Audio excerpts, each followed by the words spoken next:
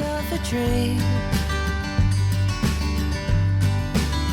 'Cause when you're feeling at your worst, you're doing better than you think.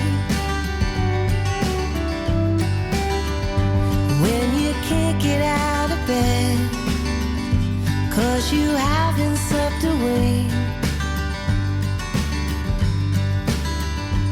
and your time is running out and left the dishes in the sink.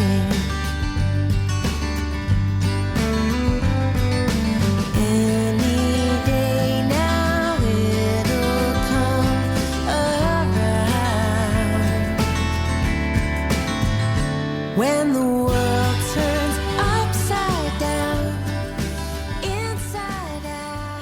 Hello, everyone. We are on the air. Jeremy's on his phone. I'm watching us, actually. Oh, okay. What you just heard there was LESLIE MENDELSON, her new single, which we started with, The Good Life. And I did play Jeremy the songs that we're going to be playing today on the podcast. So if you notice, I'm a little hoarse. That's right. We have sound effects. We're going to try and not overuse them, though. Can't take this seriously. No, you can't. Thank you, Bon Jovi. Okay. Where were we? Oh, we're just starting out here. And my laptop's not working again, as usual. Here we go. You didn't even say our names.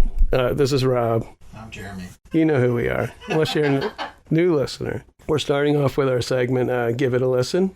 And like I said, that was LESLIE MENDELSON with The Good Life. And her forthcoming album, After the Party, will be released on June 21st. And she's a Brooklyn-based, Grammy Award-nominated singer-songwriter. And it's going to be released on Pasadena Records, Royal Potato Family, who Kevin from Royal Potato gave us permission to play the song. And the song is built upon a lilting country folk gait with a lyric that promises better days ahead. And alongside LESLIE and her longtime songwriting partner, Steve McEwen, on vocals and guitar, the track features guitarist Waddy Watchell, bassist Derek Anderson, and drummer Jim Keltner. And when I first heard this song, I noticed, I'm going to move my mic here. I first noticed how it sounded, how it had that Glenn Campbell kind of reminded me of a Glenn Campbell song. Actually, LESLIE says, I'm a big fan of Glenn Campbell and 70s country music. She told Atwood magazine for the song's premiere, this one feels like it's right out of that era with lyrics and groove. I love playing and singing it. I can almost imagine myself on the set of the shows from that time, like Johnny Cash Show and the Glenn Campbell Good Time Hour. So the new album, After the Party, was produced by legendary Peter Asher, who has worked with James Taylor and Linda Ronstadt, and the young and in-demand Tyler Chester. He's worked with Madison Cunningham, who Matt and I just saw live, and Sarah Bareilles, and Steve McEwen, who's worked with Chris Stapleton and John Batiste. Now, it was recorded at Jackson Brown's studio in Santa Monica, California. Nice. The release of The Good Life follows the album's debut single and accompanying video for Other Girls. And you can pre-order the vinyl or CD from her website at lesliemendelson.com. And you can also find out her tour dates. And locally for us, she'll be at the Keswick Theater in Glenside, Pennsylvania on June 10th. We don't have the fizzy noise, but we are drinking a Sam Adams. And the air conditioner's on because I don't know why this... Much needed. It's 55 degrees outside, and it's like a sauna in here. Yeah, I mean, I could leave the room, but then we can't do the podcast. Yeah. It's Jeremy's steaminess. Cue in the sound effects. Yeah. My name's Steamy Ray Vaughan, and here's a little bit of rattlesnake. We're drinking out of our chiller glasses. Mm-hmm. If you don't know what chiller is, look it up. We were just there. Yeah, we are... we got to meet Lita Ford there. That's music related. Yeah, I'm sorry, this is a porch, what's it called? Porch Rocker. Porch Rocker, yeah. From Sam Adams. So it's the first real summer beer that I've had. A couple of Brustoyevskis. Maybe What? Mike Brugoslowski. Perhaps a Teddy Bruschi. That's a good one. That was long. Yeah. Yeah, so bear with us because I've got this new soundboard that I got from Steam, which you usually get, video games from. Yeah, and you just put your sounds in there, and it's nice. Okay, I love that. Oh, thank you, Dua. Oh, we got to say Dua Lipa right off the bat. Okay, so Jeremy and I, we've been pretty busy lately. We want to talk a little bit about that. First of all, we were in a movie as extras with Matt and Matt's wife. And our friend Daniel Roebuck, who's a local guy. Yeah, it's a local movie. It's in Bethlehem, Pennsylvania. They're filming at St. Nick of Bethlehem. And what's funny is that odd is that Daniel is playing Santa in this movie, which is a nice, wholesome family movie. And he also just filmed Terrifier 3, like a scene or scenes for that as Santa. I wonder if he used the same suit. Probably got bloodied. I don't know. We'll find out in those. He's doing some kind of in-person photo ops. Oh yeah, as Santa. As Santa. I think you can sit on his lap. So we'll see if there's like a bloody suit or anything. Yeah, so not music related, but we were as extras. But I thought it would be one scene, a couple hours, and it was. Jeremy didn't get home till 2:30 in the morning. I didn't get home till midnight. I left a little earlier, as did Matt. Yeah, I may have like 10 scenes, and you might have like 4. Yeah. There's one where I'm running after the truck, or a lot of people are, and they posted the one photo, and you can actually see me looking goofy with my arms behind the truck. So maybe I'm going to be in the ending of the movie. Yeah, I don't know. Yeah, we'll be at these autograph shows soon. We were all doing these wacky like waves in the air. It was a lot of fun, but it was weird. It was fun, and it was tiring to just standing there for so long. Mm-hmm. Well, also the other thing was it's a winter scene, and we had to wear coats and gloves and hats. And it was like 80 that day. Yeah.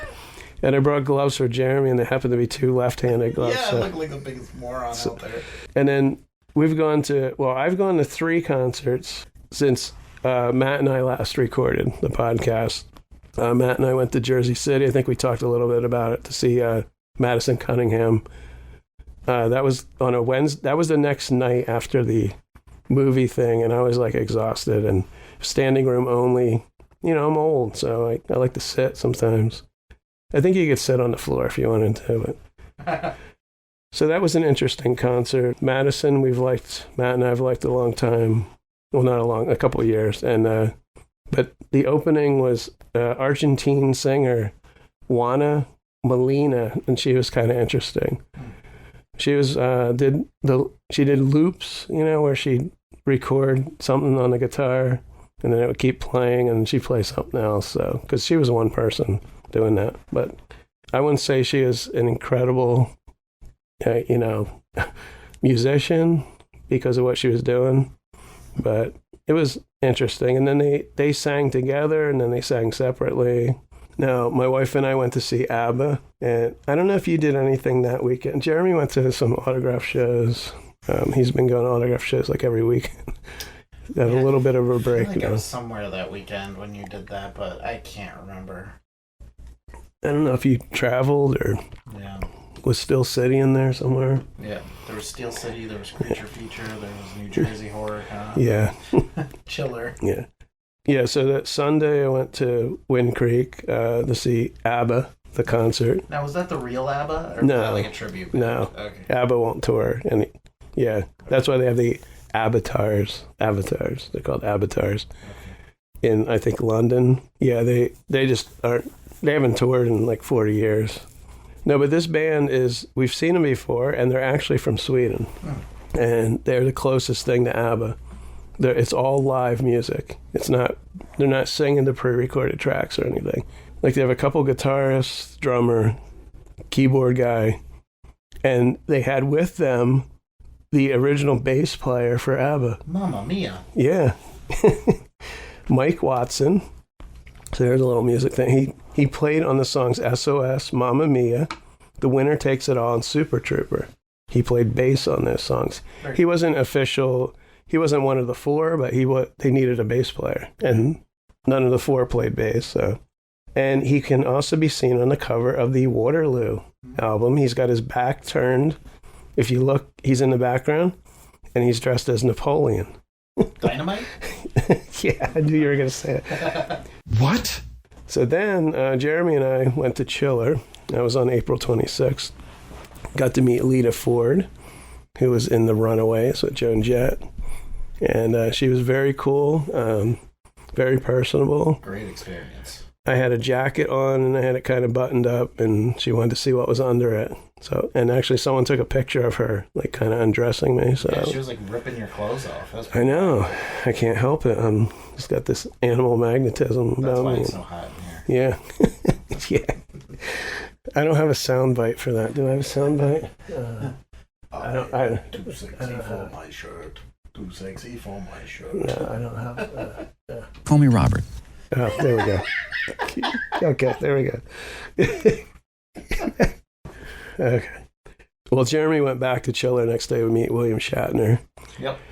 And then Saturday, 27th, we went. That was Saturday. We went to see Elliot Fulham play. He's not only a musician. If you are into horror movies and you've seen Terrifier 2, he was Jonathan. What was the girl's name? Selena. Yep. He was Selena's brother.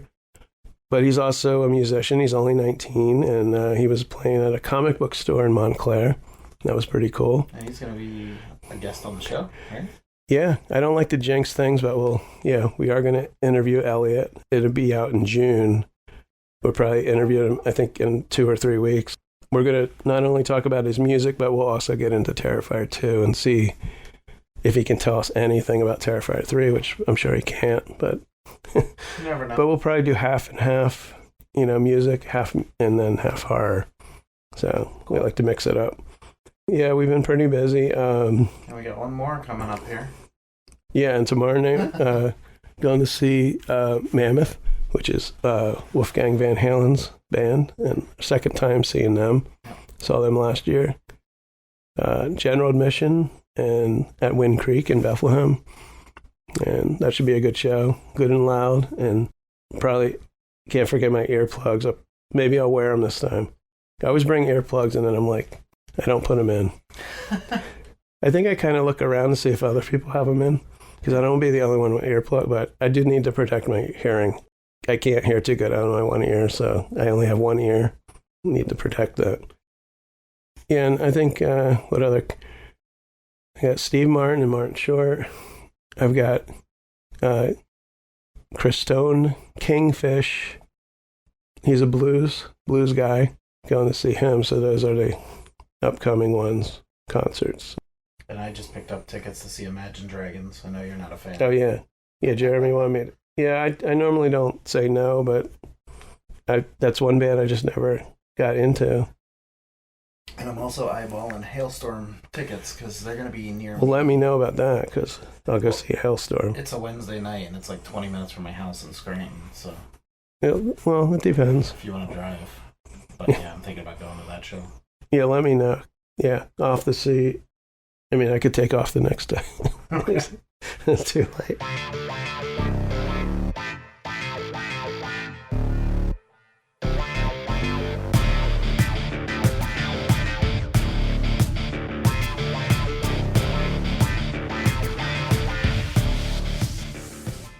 Now we have music news we're going to do first. Okay. And we always have to talk about the Beatles. Well, we don't always, but We do? But believe it or not, there's always... Uh-oh, what just happened? That was a soundbite. Believe it or not, there's always Beatles news, after all these years.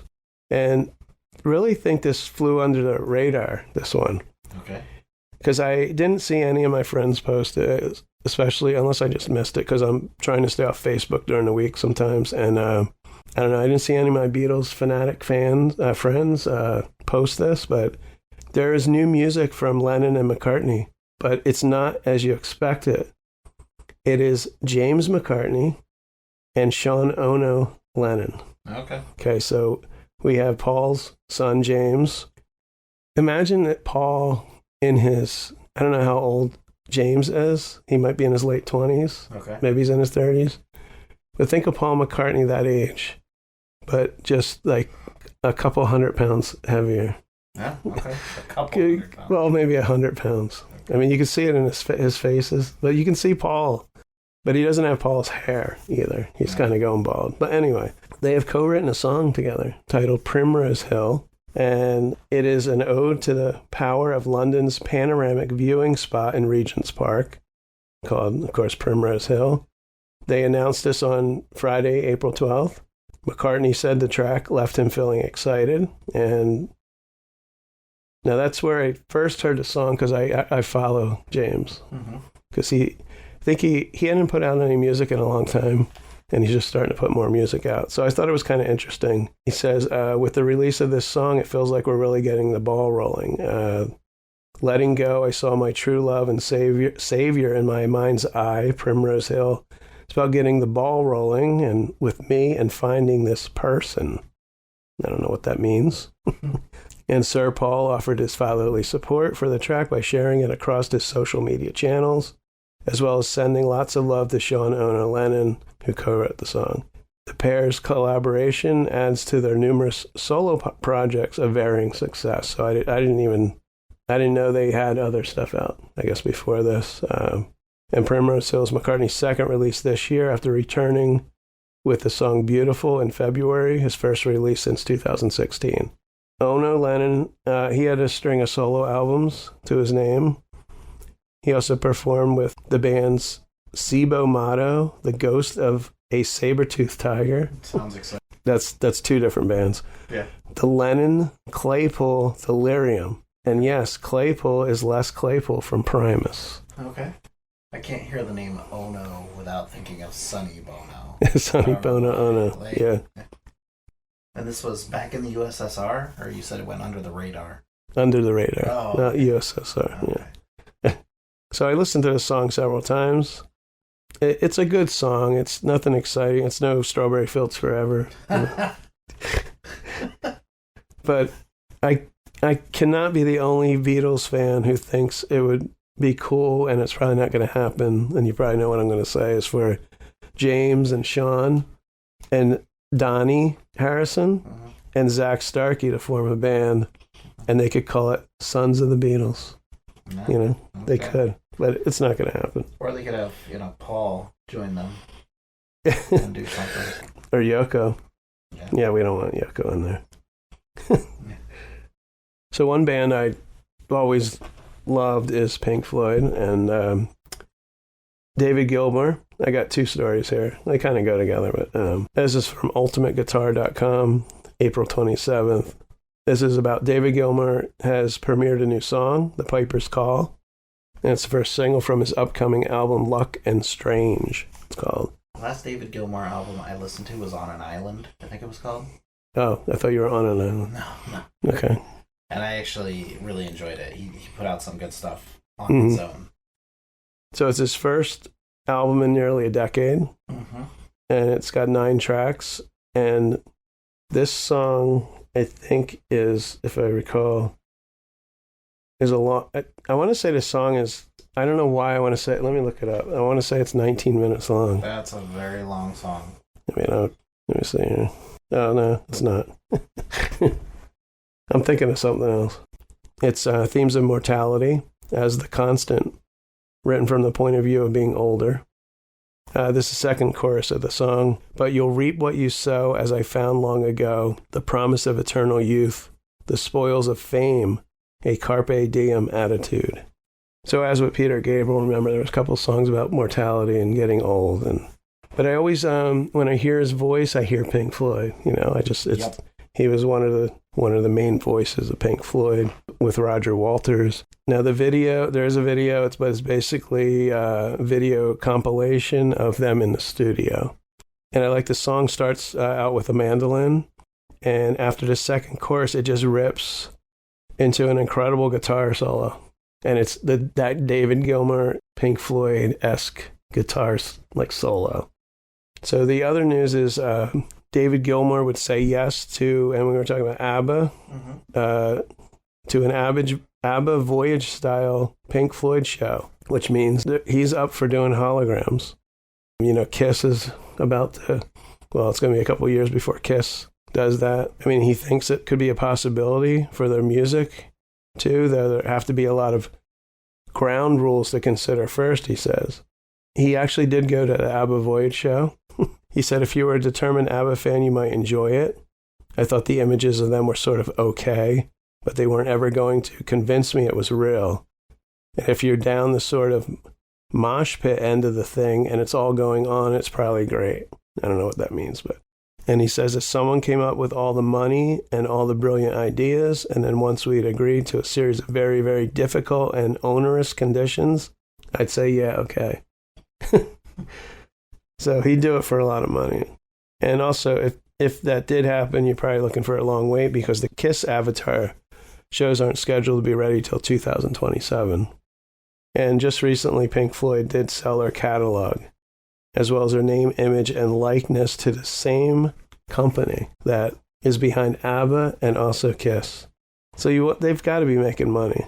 I'm sure. Yeah. I guess eventually they're going to make money because they're putting out all this money to begin with. They actually built, I don't know if you know, they built the arena for the ABBA show in London. Okay. This huge arena just for the ABBA show. Right. That's all that's going on there. And there's supposed to be one coming to, I don't know if it's New York or California, but it's coming to the U.S. Okay. I know my wife wants to go see it. And we talked about with Kiss, it's too soon. Even a couple years from now, I don't know if I want to see Kiss avatars. Ronnie James Dio avatar, baby. Yeah. So do you have any music news or anything? The only thing I was going to mention, we talked about it a little bit earlier, but if for some reason our listeners haven't heard about it yet, Britney Spears was in the news recently. Apparently she thinks her mom set her up. Oh, yeah. Paramedics arrived to her house to help her out for whatever reason. And, she's claiming that she never called them. There was no reason for them to be there. Mm-hmm. So, pop artist Britney Spears back in the news. She, Yeah, I just don't know. She put out that song with Elton John, which is, I don't think she can sing. I never thought she could really sing. I think she's always been a performer. Yeah, without the enhanced vocals. Yep. But I think there's a couple people saying that she's running out of money. I think she was worth $100 million.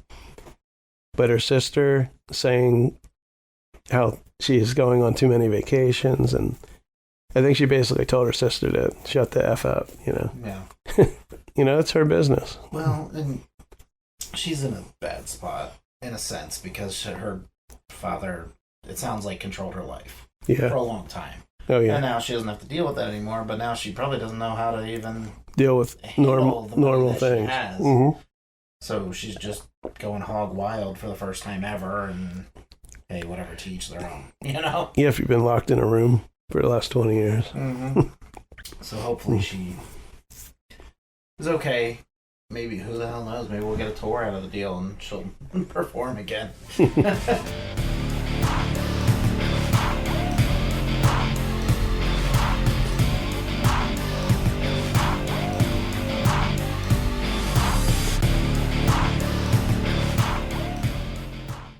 Okay, so next we're talking album anniversaries, which we always do. Yep, always enjoy these, except when they make me feel old. Well, when I do 74, I mean, come on.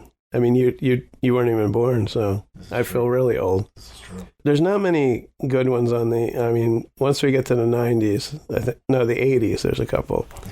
So we're talking June 1974, music news, June 5th. Sly Stone married model actress Kathy Silva on June 5th, 1974, during a sold-out performance at Madison Square Garden. And then Patti Smith records Hey Joe, her debut single, which arguably becomes the first punk rock single when released in August. That's interesting. Gonna show my lack of knowledge here. I thought because The Night was her first hit. Oh, yeah. For some reason. I didn't realize she had another one before that. that might have been, maybe that was more popular. Yeah, I don't know. It doesn't say this was a like number one single, just debut or debut single. Okay. Yeah. June 14th, David Bowie launches his Diamond Dogs tour at the Montreal Forum, and 1 year previously had announced that he was retiring from touring as Ziggy Stardust. Wow. Now we have albums. Like I said, some of these aren't exciting, but we got John Denver, June 15th. All right. Rocky Mountain High. He releases his 8th album, Back Home Again. Okay. Now, this was a multi-platinum album. It reached the top position on the Billboard 200 and contained the hit singles Annie Song, it was number one in pop, number one in adult contemporary, Back Home Again, and in addition, the studio versions of Thank God I'm a Country Boy and Sweet Surrender appear on this album. And what's important here is that the live version of Thank God I'm a Country Boy was what we most likely heard on the radio. Or I have here us old guys did. Because Thank God I'm a Country Boy was recorded live on August 26, 1974 at the Universal Amphitheater in Los Angeles and was included on the 1975 album An Evening with John Denver. And the live version was released as a single, where the other one wasn't. Interesting. And it went to number one. So this is the song that we heard. I didn't realize it was live. No, I never knew I mean, I haven't heard the song in a long time. Yeah. Thank God. I guess say I'm a country boy. It's not actually one that I go out of my way to hear all that often, but Yeah. no disrespect to John Denver. And on the cover, John is shown with his then wife, Annie Martell. So is that must be the Annie and Annie song. Maybe. Then we have June 24th. We got Elton John releases the album Caribou.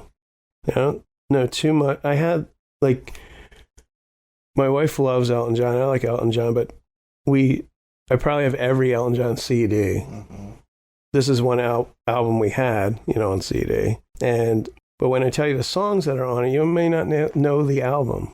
And I remember the album. He's wearing this like newsboy hat or something. He's got a colorful. His shirt's open. It's like he's on an island or something. I don't know. Okay. And this was released in the U.S. on the 24th and the U.K. on the 28th. And it was his 4th chart-topping album in the U.S. The album contains the singles Don't Let the Sun Go Down on Me, which reached number 16 in the UK singles chart, number 2 in the U.S. The Bitch Is Back reached number 15 in the UK and number 4 in the U.S. Mm-hmm. So those were big songs in the U.S. But in Canada, they really loved this album. Both the singles reached number 1, and as well as the album going to number 1. Nice. Yeah.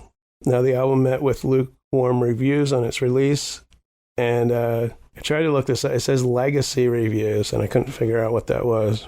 Do not consider the record to be among John's best work from his early 1970s peak period. Right. There were other greater albums than this. Have you ever heard, because you said Don't Let the Sun Go Down on Me is on that album, have you ever heard the George Michael, Elton John rendition of that song? Yeah. That is my favorite version of that song. Yeah, that's a great I version. actually don't ever listen to the Elton John version. I always listen to George Michael and Elton whenever I listen to that song. Yeah, I've seen that video a lot.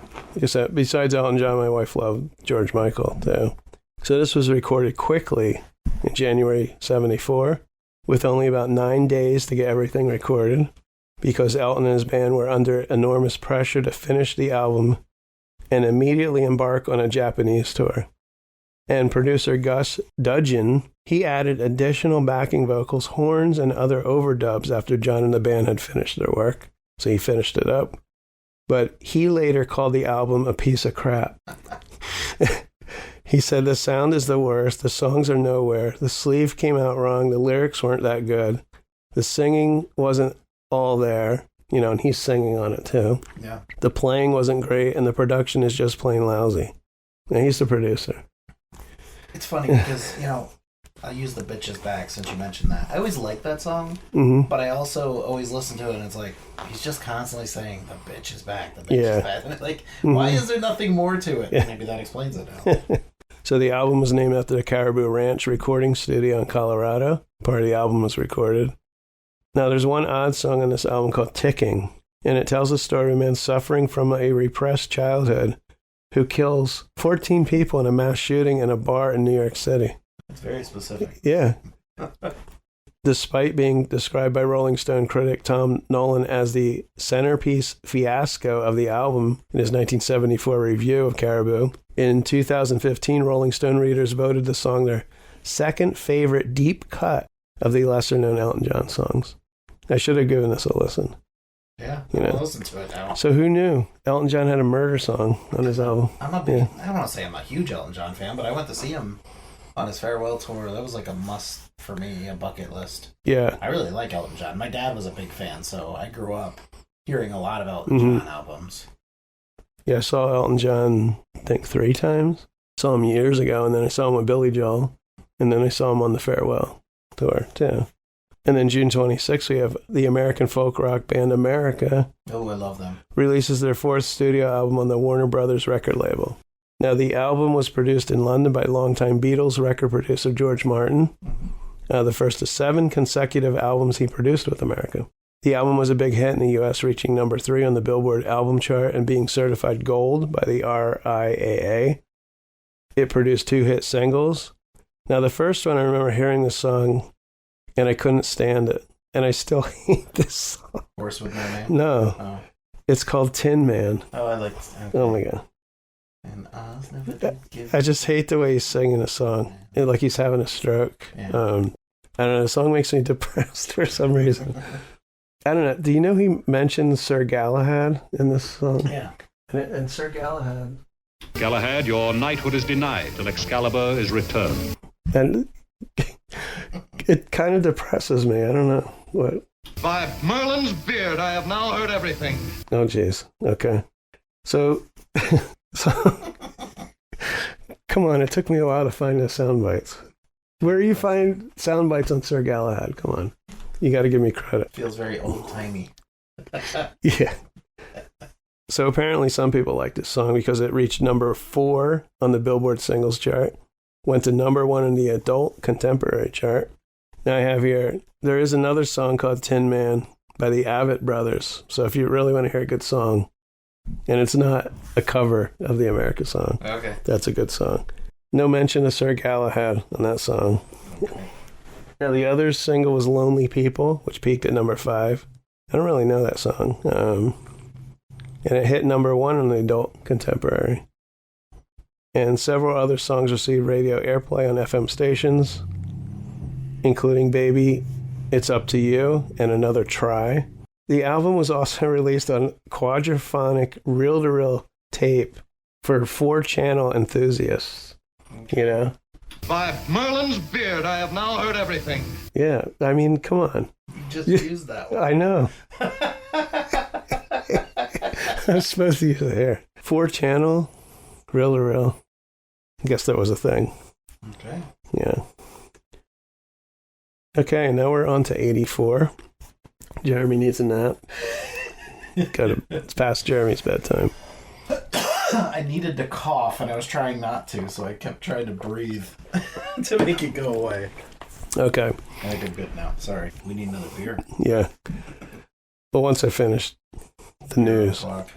Okay, so we're on the June 84. Some music news. June 8th, Billy Joel performs, we were just talking about him, at Wembley Arena. And the concert is later broadcast on BBC television in 2 parts. And I don't think they cut off the ending of those. That was a joke. I don't know if you know about that. How do you know about that? No, I don't. Sorry, I missed the joke. It was some weeks ago. They broadcast Billy Joel's, I want to say it was the 100th show at Madison Square Garden. Okay. It went on too long, and they actually cut off the end of the show. Interesting. Okay. And then everybody complained. Yeah. It was on CBS because the news was late. I think it was almost midnight. Mm-hmm. And then I guess they felt so bad they played the show again the next week in its entirety. Oh, nice. That's So. cool. So June 18th, at the climax of a Judas Priest concert at Madison Square Garden, fans began ripping out the cushions from the seats and throwing them on stage. Nice. And Judas Priest paid damages through insurance but they were banned from Madison Square Garden for life over the incident. And I haven't checked into it if that was lifted or anything. People took breaking the law very seriously. Yeah. Our other friend Jeremy, he saw Judas Priest. Yeah, he said he wasn't living it up after midnight. No? Okay. He was struggling to get to midnight. How many come back? Okay. I can think of what you got another thing coming, but okay. June 23rd, Duran Duran earned their first U.S. #1 single. Oh man! With the Reflex. Reflex. I guess Rio didn't make it to #1. No. Okay. What's her name again? Rhea. Oh, what does she do? I don't know. Sorry, I was not a big fan of the song Rio. Okay. For the record. I was not a big fan of Hungry Like a Wolf or whatever the hell it is. Like, it's okay, but it's so rhetorical. Yeah. No, I did like the Reflex. That was a fun song. No, there's other better Duran Duran songs. Yeah, Rio, they just MTV overplayed the video. Yeah. You can close your eyes and see the video. I think anybody, even if you haven't seen it in a while. I think she dances on the sand. I think that's what she does. Yeah. And then this was their first single, topped the both UK and US charts. Now we have albums, June 1984. Now there were a couple monumental albums. Okay. I'm ready. Monumental. Which means I own these. And the first one is Bruce Springsteen. Oh, yeah. Born in the U.S.A. Oh, yeah. I own it. Released on June 4th, 1984. And Matt and I did a podcast on concerts, like concerts of a lifetime. And this was one. I have to say, I went to the tour, Born in the USA. I did not go to the Born in the USA tour, but I saw The River. Okay. And he did perform. I got lucky. I did get 2 Born in the USA songs. Because he is very hit or miss on what songs he will perform. Yeah. From what I understand, at least. And he did do 2 from that album extra, which was great because it's obviously one of his most iconic albums. Yeah, he probably did, what is it, Dancing in the Dark? Yep. That's a good one. And Born in the USA. Yeah, I remember I bought this album when it came out. I don't know how I got tickets, but we had floor seats. And I don't remember the date now, but I kind of tracked down to when I was there. But I didn't realize he did like 3 shows in 3 nights in a row. Oh, okay. And if you go on YouTube, I found video. Someone went around with video. Nice. And you could see the 80s haircuts and Mullet City. I didn't see myself there, but I just remember standing on these, mentioned this a couple of times, standing on these folding chairs. I thought chair was gonna collapse. Because it obviously wasn't, it was at I think it was either at the Spectrum, it was in Philly. Or the old Citizens Bank. No, this was 84. Okay. But whatever it is, it's not there anymore. No, it was the Vet then, wasn't it? It was either the Vet or the Spectrum or something like that. So this was Bruce's 7th album. It was released on Columbia Records. And the album was recorded with the E Street Band, producers Chuck Plotkin and John Landau over the course of several years. While Springsteen was also working on his previously released album, Nebraska. So he was working on 2 albums. I don't know if he was touring, but this took several years, they said, this album. Unlike the Elton John album, which took 9 days. That has featured tighter songs with a brighter, more pop-influenced sound than Springsteen's previous albums. Prominent synthesizer. Its lyrics explore themes of working-class struggles, disillusionment, patriotism, and personal relationships. Now, the cover features a photograph of Springsteen from behind, taken by Annie Leibovitz, since become one of the musician's most iconic images. And the title track inspired the Leibovitz photo of Springsteen's backside against the backdrop of an American flag, which was used as the album cover. Springsteen commented, "The flag is a powerful image. When you set that stuff loose, you don't know what's going to be done with it." Some people thought the album cover depicted Springsteen urinating on the flag, which he denied, insisting that the picture of my ass looked better than the picture of my face. That's what went on the cover. That's what went on the cover. That's what he said. Frequently cited by critics as one of the greatest albums of all time, Born in the USA was critically acclaimed upon release and was nominated for Album of the Year at the 27th Annual Grammy Awards. Jeremy, the album was up against... You're going to tell me who won. Okay. Born in the USA didn't win. Okay. Right. So we got Can't Slow Down by Lionel Richie. Okay. She's So Unusual, Cyndi Lauper. Okay. Purple Rain, Prince and the Revolution. Okay. Those are my choices. Yeah, and Springsteen. So, and we know he didn't win. So one of those three. I would think I'm gonna bear with me here, because to me the obvious choice would be Purple Rain, but that's not gonna be my answer. Okay. I'm gonna go with the Cyndi Lauper album. You have to go with the very not obvious, Damn. which is Lionel Richie. Damn. Actually won. Yeah. I mean, who doesn't like All Night Long or Hello? I actually like All Night Long. I don't like Hello, but Yeah. I like No, All I Night know. Long. That's a very upbeat, fun song. Back to Bruce. He was born in the USA, topped the charts in 9 countries, including, of course, the United States, United Kingdom, produced 7 top 10 singles. The album has been certified 17 times platinum That's awesome. for selling at least 17 million units in the US.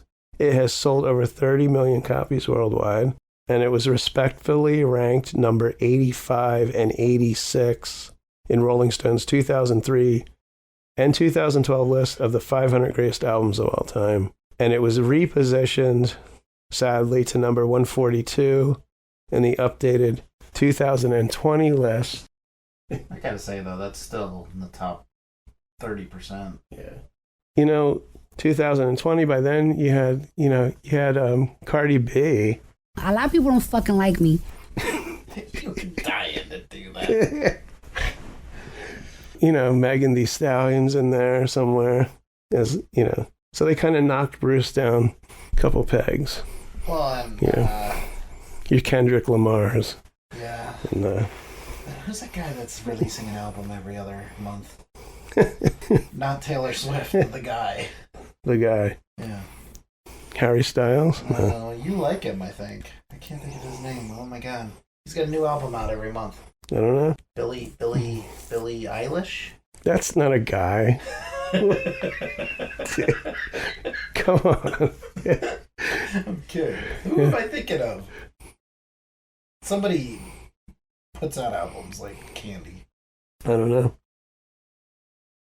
Okay, so we have a little bit more on this, because this album should be celebrated. So there's 12 tracks on the album. 7 were recorded at Power Station Studios from April 26th through May 14th, 1982. And Cover Me was the first song recorded at the Hit Factory. And that was January 25th, 82. The last song recorded was February 14th, 84. And it was Dancing in the Dark. Now get this. This song was written overnight after co-producer John Landau convinced Springsteen that the album needed a single. And according to Dave Marsh in Glory Days, Springsteen was not impressed with Landau's approach.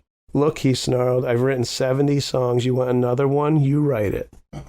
After blowing off some steam, Springsteen came in the next day with the entire song written, Dancing in the Dark. They say it's impossible to separate the songs from Born in the USA from the songs that comprised the album Nebraska. All but one of the January 1982 Nebraska demos were recorded with the E Street Band during April to May, and the decision to create Nebraska from the demos came after these sessions. And at one point, Springsteen considered combining both sources as a double album release. He said, I had these 2 extremely different recording experiences going. He says, I was going to put them out at the same time as a double record. I didn't know what to do. And this was the most prolific period of Springsteen's career, having bought a home in Hollywood Hills, L.A. He worked in a garage studio constructed by Mike Batlin, his assistant, in the final months of 1982. So there you go. Now there's another monumental album, which we just actually mentioned, and it's Purple Rain, Prince. Okay. Now, this is a 6th studio album by American singer, songwriter, producer, multi-instrumentalist Prince. And it was the soundtrack album to the 1984 film of the same name. And Purple Rain was musically denser than Prince's previous albums emphasizing full band performances and multiple layers of guitars, keyboards, electronic synthesizer effects, drum machines, other instruments. So back when the movie came out, I must have watched it. I wouldn't say every day, Okay. but I was obsessed with Purple Rain. Mm-hmm. I really wanted to be as cool as Prince. I was already taller than him. You know, Prince was only 5'2". Yeah. He was a dwarf, but I always wanted to put on that leather outfit, that leather jacket, ride my bike down by the river, skip some stones, maybe put a weed in my mouth like he did, while laughing at some model chick as he rolled around, in the weeds, in my leather suit, my pompadour. You know, he performed the Super Bowl, I don't know, 10, 15 years ago now, or longer maybe. There were a bunch of friends and I watching the game, and one of them was like, "Oh my God, he's so old and he sucks so bad. He doesn't even remember his own lyrics. It's Purple Haze." Oh, we were really? just like, Nice. Wrong musician. Yeah. It's not Jimi Hendrix. It was funny. Yeah. The music video for the album's lead single, When Doves Cry, sparked controversy. Can't talk. Controversy. Sparked controversy among network executives. Thought it was too sexual in nature, too explicit for television. The Doves were offended. Yeah, I don't know. And then the risque lyrics of Darling Nikki raised complaints from Tipper Gore and the Parents Music Resource Center. And I don't know if you know this, but it contributed to the implementation of the parental advisory stickers on album covers. I didn't know That was Prince, did that. Okay. Now, this was his first album to reach number 1 on the Billboard 200. The album spent 24 consecutive weeks on the Billboard 200 and was present on the chart for a total of 167 weeks. So it was on the top 200 for 167 weeks. I'd imagine he probably decided to go crazy. Yeah, Let's Go Crazy reached number 1 on the Billboard Hot 100. Purple Rain peaked at number 2, and I Would Die For You peaked at number 8. In May 96, the album was certified 13 times platinum. Not as much as Springsteen, but because I remember this time period, because it was, you had Born in the U.S.A., you had Purple Rain. There's a lot of exciting stuff musically for me at that time and a lot of people. And it was Prince's commercial peak at that point, because I remember the next album had Raspberry Beret on it, which I liked, but Oh, God, I can't. I forget what the album was called, but I actually liked the album. This album won Grammy Awards for Best Rock Performance. Actually, Prince and the Revolution won for Best Duo or Group with Vocal, Best Score Soundtrack. Prince also won the Academy Award for Best Original Song Score, and also Best Use of a Riverbank for the video When Doves Cry. Okay, I made that one up. Okay. You had me. Riverbank. Okay, that's cool. Here's something I didn't know, is that the term Purple Rain, Prince didn't make, he didn't make it up, but he got it from a song. And it was a song from America. And it was from Ventura Highway. Now, I know that song. Yeah. Wishing on a fallen star, waiting for the early train. Sorry, boy, but I've been hit by purple rain. Interesting. And that's where he supposedly got it from. And asked to explain the phrase purple rain in Ventura Highway, Jerry Beckley from America responded, "You got me." So now, the song repeats the line. This is the one lyric I'm kind of curious about, is alligator lizards in the air. Yeah. Like, what is that? They had to be on some drugs or something. Alligator lizards in the air. They repeat it like twice, I think. Ever see Fear and Loathing in Las Vegas? Actually, I don't think. Okay. Prince did explain the meaning, of course, right? When there's blood in the sky, red and blue equals purple. Purple rain pertains to the end of the world and being with the one you love and letting your faith and God guide you through the purple rain. Of course, Prince had to explain it. That's about right. Now, here's some things you might not have known. This one, Purple Rain was originally written as a country song. Yeah.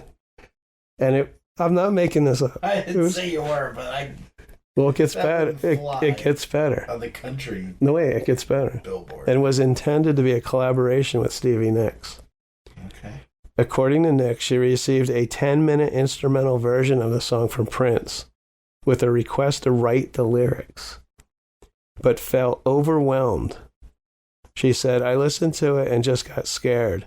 I called him back and said, I can't do it. I wish I could. It's too much for me. Wow. Missed opportunity. Yeah. And at a rehearsal, Prince then asked his backing band to try the song. He said, I want to try something before we go home. It's mellow. Before we go home, right? So according to Revolution member Lisa Coleman, Prince then changed the song after the Revolution's Wendy Melvin started playing guitar chords to accompany the song. So he changed it a little bit. He was excited to hear it voiced differently. It took it out of that country feeling. I would love to hear that country Purple Rain song, but she said, then we all started playing it a little bit harder and taking it more seriously. We played it for 6 hours straight. Wow. Okay, right before you guys go home, Yeah. And by the end of that day, we had it mostly written and arranged. It says day, so maybe they started early.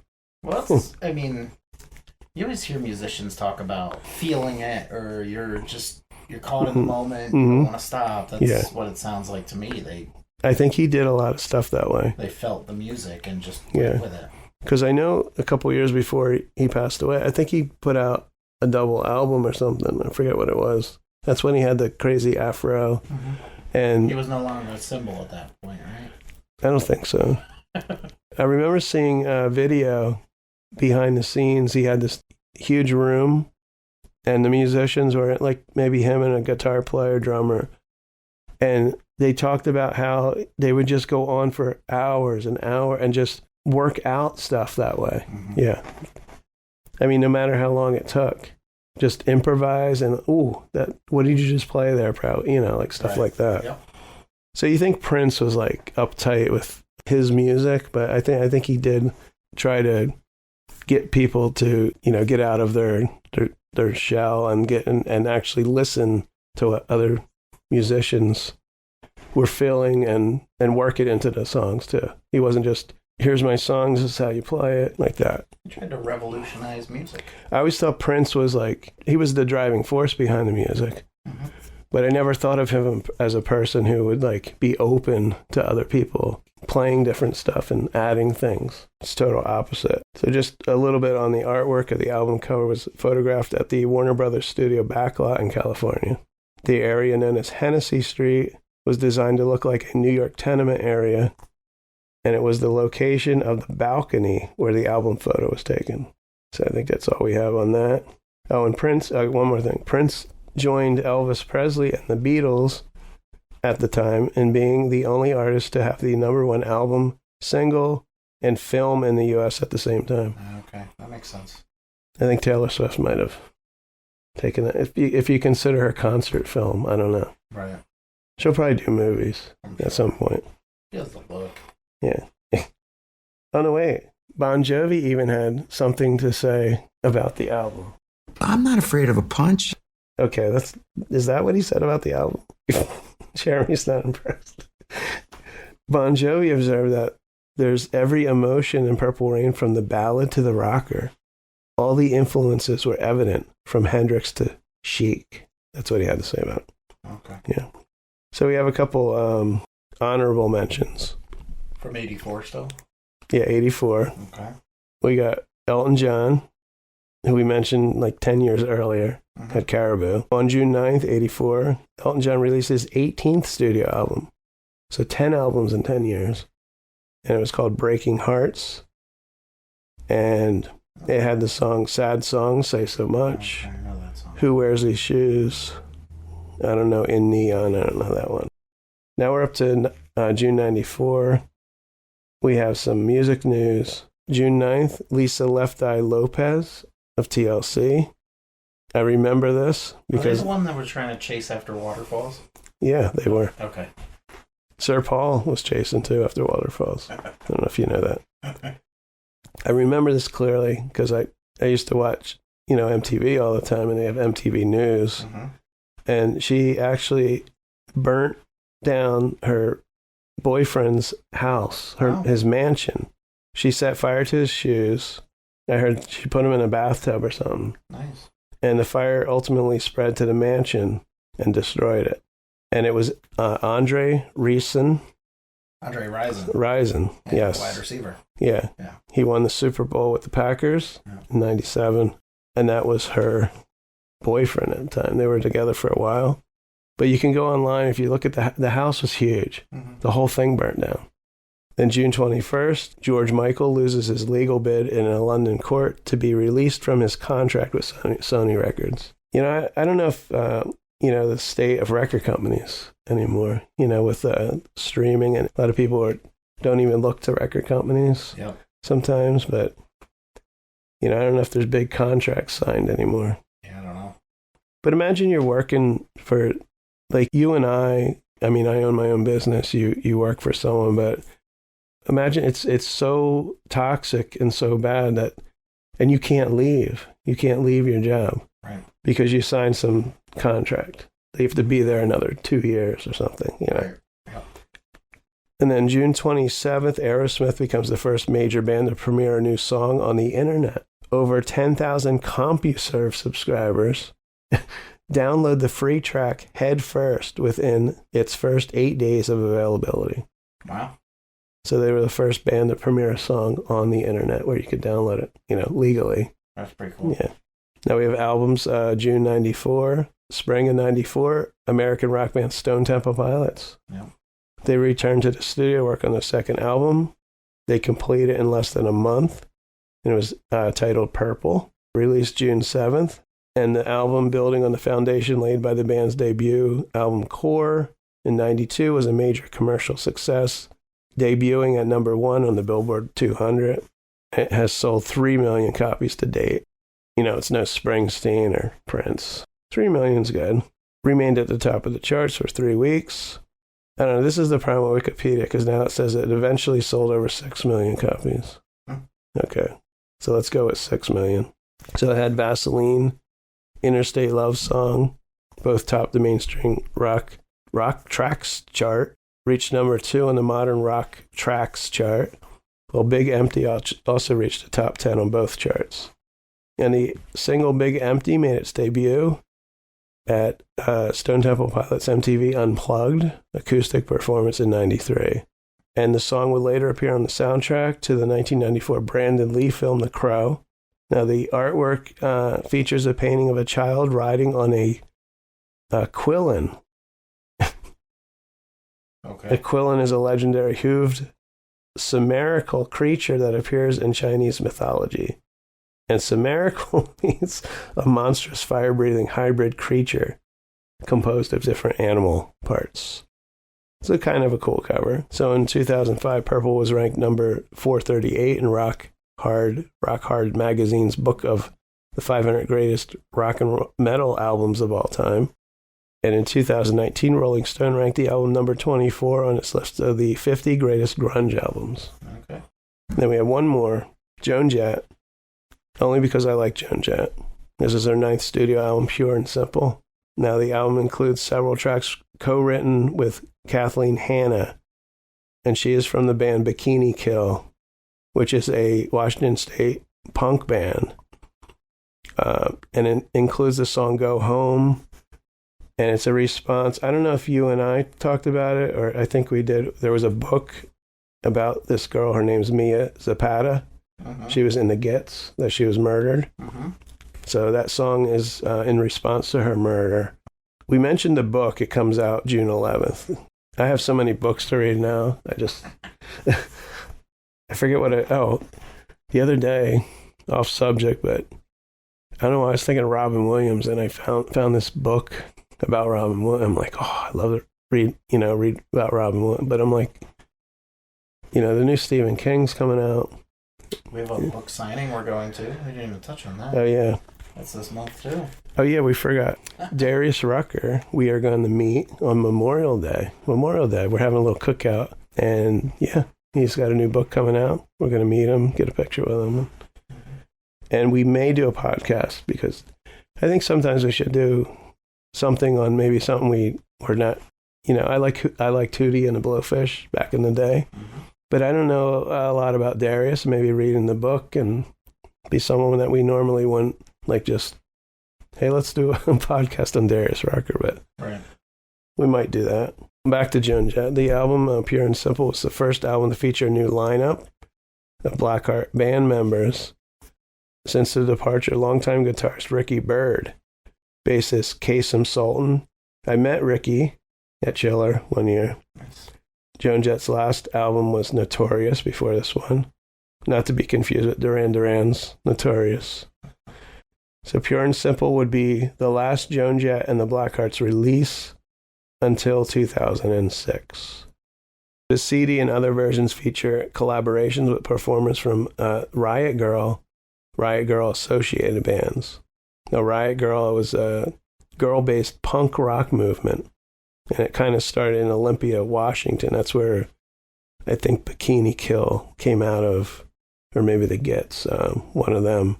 They just kind of, no pun intended, banded together, and girl power kind of thing. So on all editions, we have Go Home, Spinster, Activity Girl, You Got a Problem. They were written with Kathleen Hanna. And on the vinyl release, Here to Stay was written with Kat Beeland from Babes in Toyland. And on the Japanese edition, Hostility was written with Tanita Sparks from L7. And yes, I do know all these bands. I just love girl rock bands. These are all girl punk bands. So that does it for our album anniversaries. Next up, we're going to talk about new music releases. After this short break, we will be back.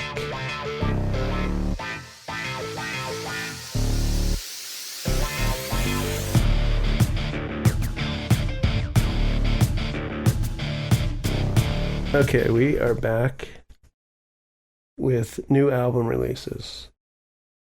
And Jeremy's on his phone again. Yes, I am. We do have to mention this. Well, we don't.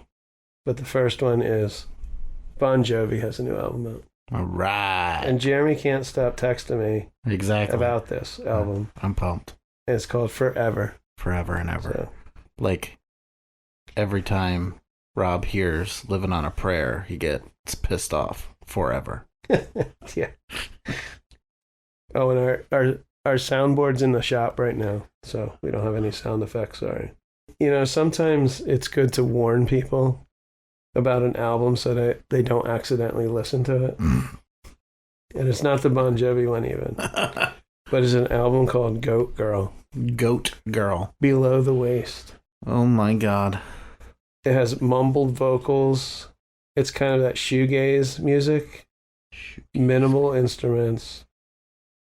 16 songs on this album. You have to endure. All right. And there's 2 songs that have been released, and yes, I did listen to them. Just to hear Goat Girl.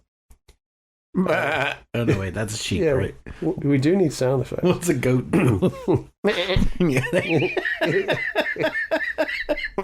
That was not a soundboard. So, the first single is Ride Around, and it sounds like she's just learning how to play the guitar and trying to figure it out. And she's probably riding on a goat playing the guitar. And maybe someone gave her drumsticks to bang on the kitchen counter. I mean, I'm serious. It is very minimal, and it's bad. Maybe the goat is playing the guitar. And then the second song is Motorway, and most of the words she's mumbling. I don't know. Maybe the other 14 songs are better. Is this like Janis Joplin style mumbling or like real mumbling? Just mumbling kind of singing, but where you can't tell what she's saying. Okay. Like it's just, just low, and I don't know. I mean, these are the first 2 songs you release as singles. I can't wait to hear the other 14. Here's one I'm really looking forward to, and I'm not joking. It's the Mysterines. I told Jeremy about this band. I don't know if you listened to them. I did not. Their first album was Reeling. This is Afraid of Tomorrows. June 7th it comes out. Now, they're considered rock. Band kind of reminds me of a band. I think I mentioned this with them before, but there's an 80s band called Concrete Blonde. And they were from California. The Mysterines are from Liverpool. They've released 2 singles, Stray and Sink Ya Teeth. Sink Your Teeth. But Sink Your Teeth, I just love. I know it's a weird title, but it kind of has that heavy Jefferson Airplane sound to it. Okay. The lead singer is Leah Metcalf, and she even sounds a little bit like Grace Slick on this one. And it also sounds kind of like White Rabbit. You know the part where it's at Feed Your Head, and it just gets like heavier? That's what it sounds like. Okay.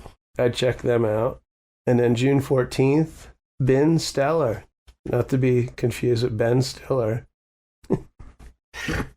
Scream from New York, New York. That's what the album's called. Now the lead singer kind of reminds me of Bono. Not Sonny Bono, but Bono. And the new single, All in One, is a cross between U2 and Radiohead. The band is from New York's East Side, formed in 2017. I'd say they're in their mid-20s. But I like the sound. It's soft at times and heavy. It's a little bit of everything. The second single was Sweet, and it's like soft, heavy, noisy, like different parts of the song. So it's a lot going on there. I mean, it's actually loud at the start, and then when the lyrics begin, it slows down. So it's pretty cool. And then we have the Decemberists. I don't know if you ever heard of them. Nope. As It Ever Was, So It Will Begin Again. That's their new album, first album in 6 years.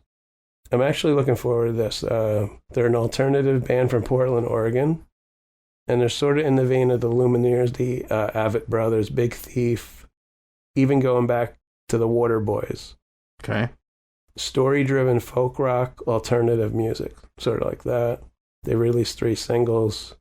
I have to say, when we were at the Madison Cunningham concert, we were talking to this guy about music, and he mentioned the band Big Thief. Mm-hmm.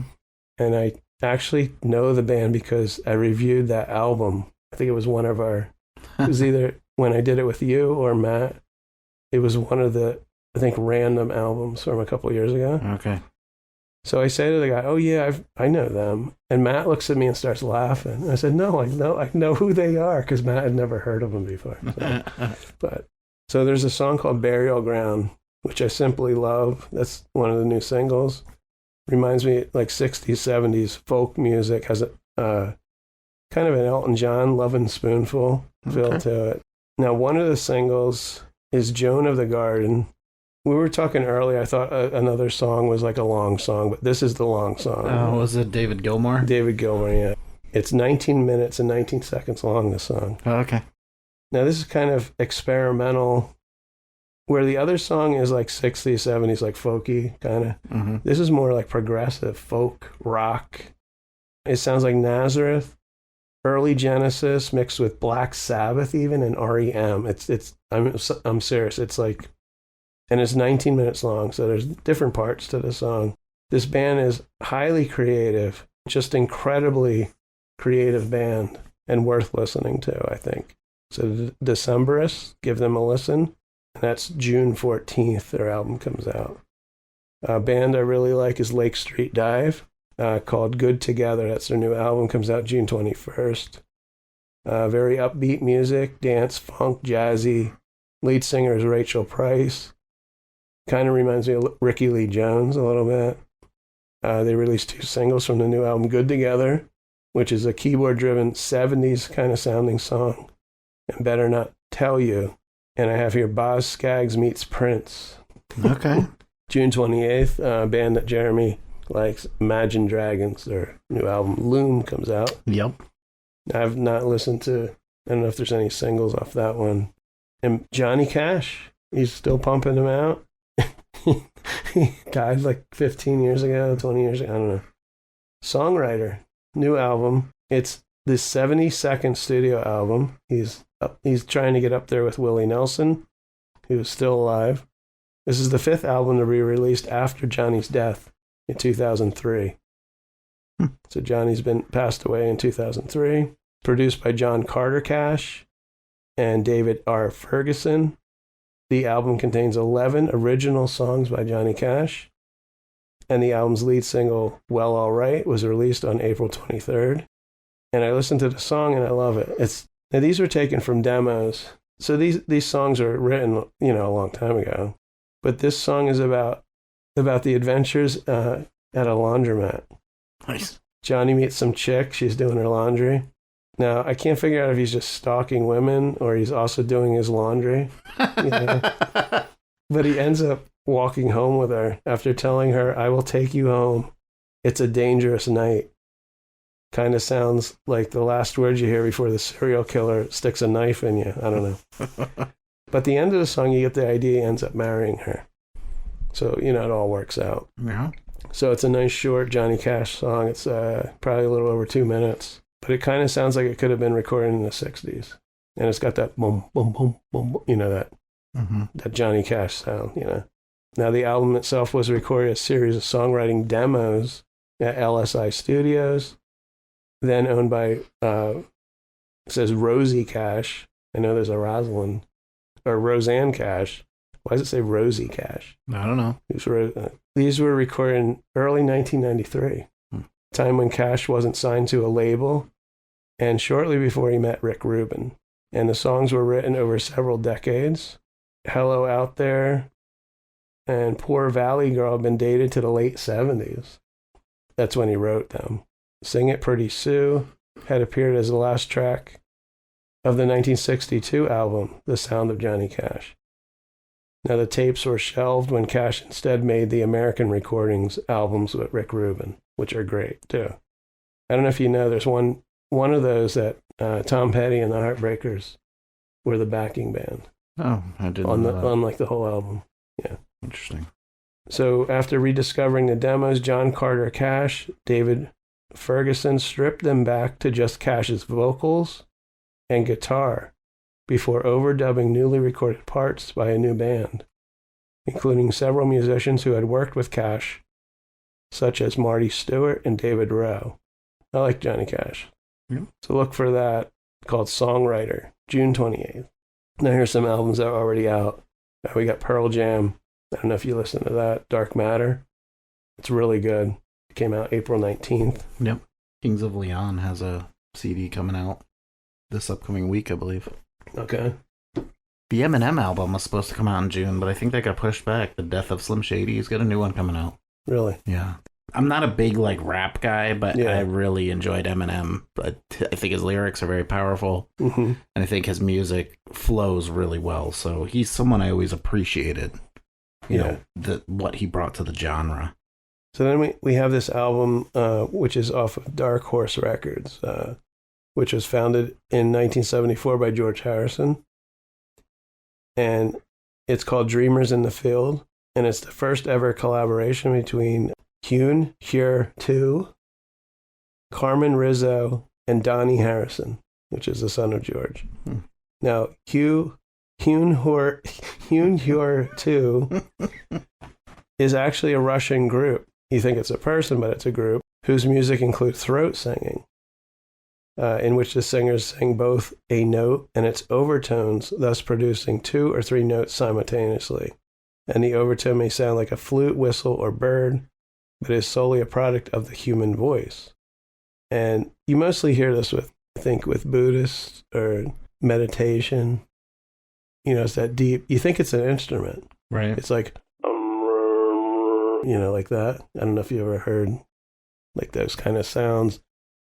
I listen to this. It's actually kind of soothing. I've been wanting to do meditation, and this is probably, Jeremy's buying something online while we're doing the podcast. I'm not He's purchasing something. He's getting out his credit cards.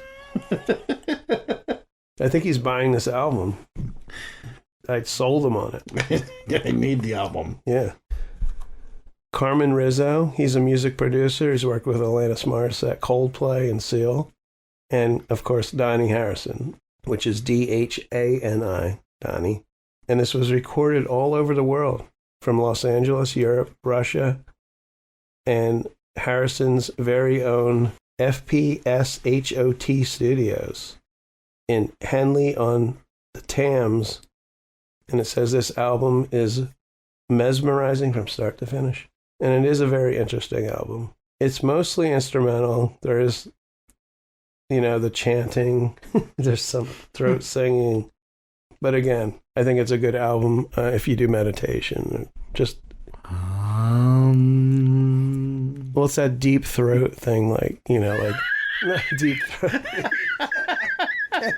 not deep. Yeah, no. Like, whoa, whoa, whoa. You know, like that. Oh, okay. Those sounds. Yeah. Okay. Not the deep throat I had in mind. No. Get your mind out of it. This is a kid's show. Okay.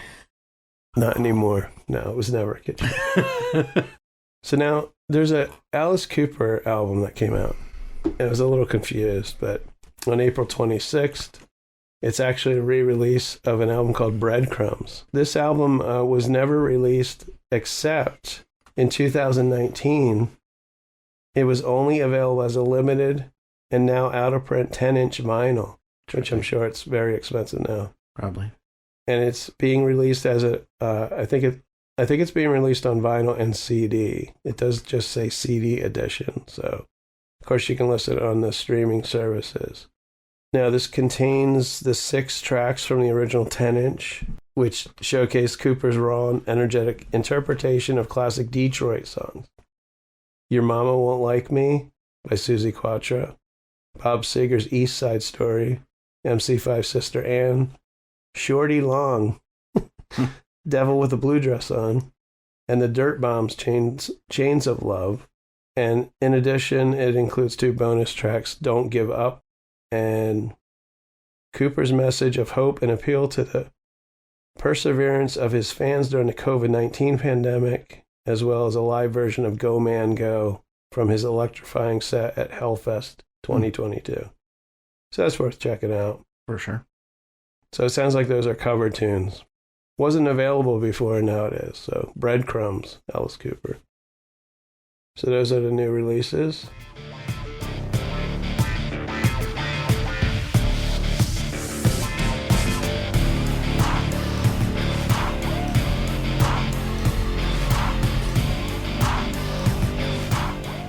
So this is our last segment, and it's what we began with, and it's called Give It a Listen. And Oliver Wood from the Wood Brothers, he has a new single out called Light and Sweet. It's from his upcoming solo album, Fat Cat Silhouette, and it's going to be released June 14th. You may have heard of the Wood Brothers. They're pretty big in folk music, and it was produced by his bandmate Jano Ricks. Features a long list of collaborations, including songs co-written with Seth Walker, Sean McConnell, Rick Robertson, guest performances by acclaimed singer-songwriter Kathy Pruitt, Los Lobos, Steve Berlin, Marshall Tucker Band's Marcus James Henderson are on this album. And Oliver Wood says a lot of ideas for songs come to me first thing in the morning when I'm sitting in a chair by a window with a cup of coffee and a notebook. Sometimes you just need a little initial image or situation to get started. And in the case of Light and Sweet, it was a bird outside the window, and from there it was just imagining a human-like story for him and how it relates to other scenarios where people just do human things and have human problems and make judgments. And I played this for Jeremy. I don't know if you remember this song. It's about a bird. And he's saying how the bird is hiring a lawyer, or I forget what he was talking about, the bird outside the window. So making this album was a process of being immediate, making quick decisions, and trusting that the universe of my years of experience would handle the rest. We gave ourselves permission to just be artists rather than being a part of the music business. Now, while Oliver Wood remains as busy as ever on the road with the Wood Brothers, he tours solo this May, performing a handful of shows with Langhorne Slim, as well as few select festival appearances, and additional solo dates will be announced in the coming months. And if you want to find out more about Oliver, you can visit his website at oliverwoodmusic.com. So right now we're going to give a listen to Oliver Wood's new single, and here's a little bit of his new song, Light and Sweet.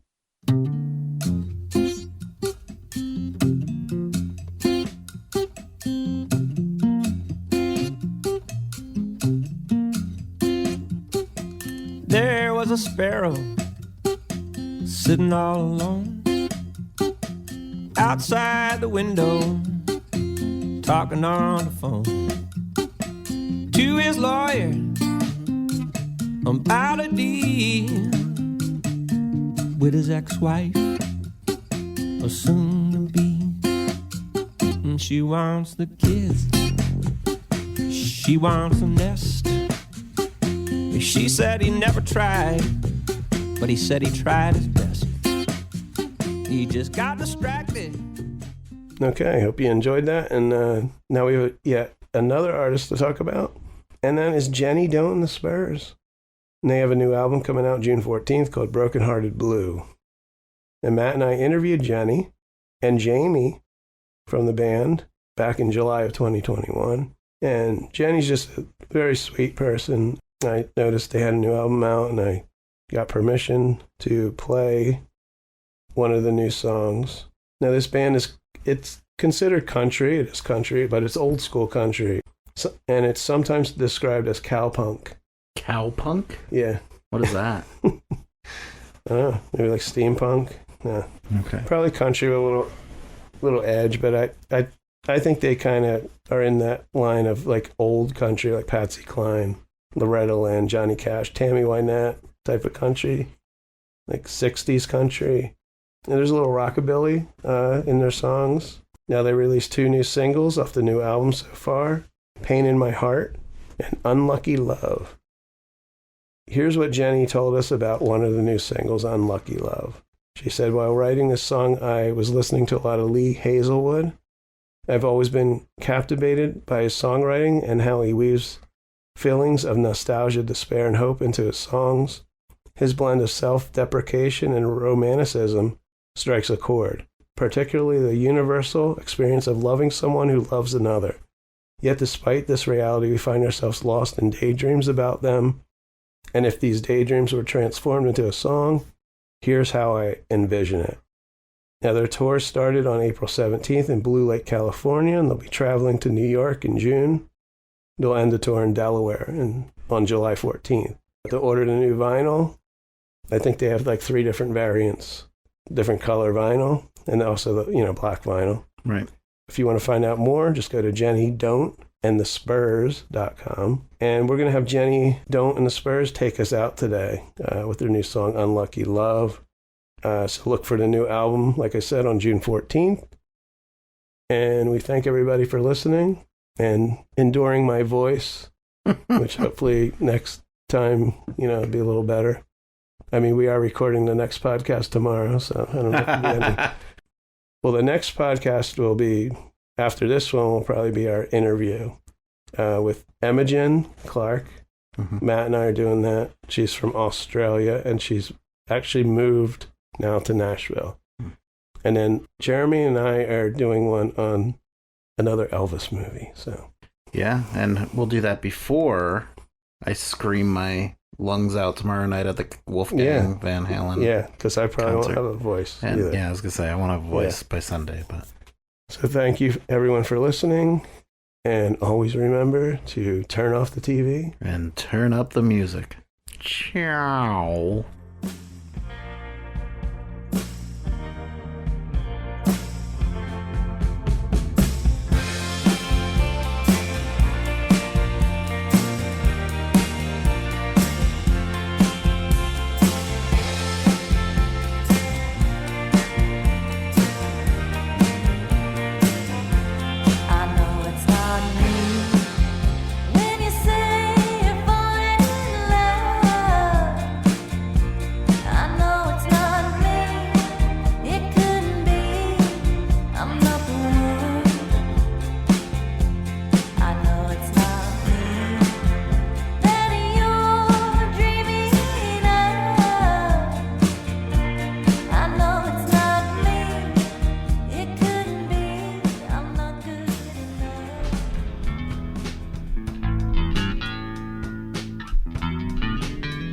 You've been listening to No Good Music, Exit Music by the band 99%. Today's show is produced and edited by Rob J. Lilly and recorded at the Did You Say 7 Studios in Washington, New Jersey.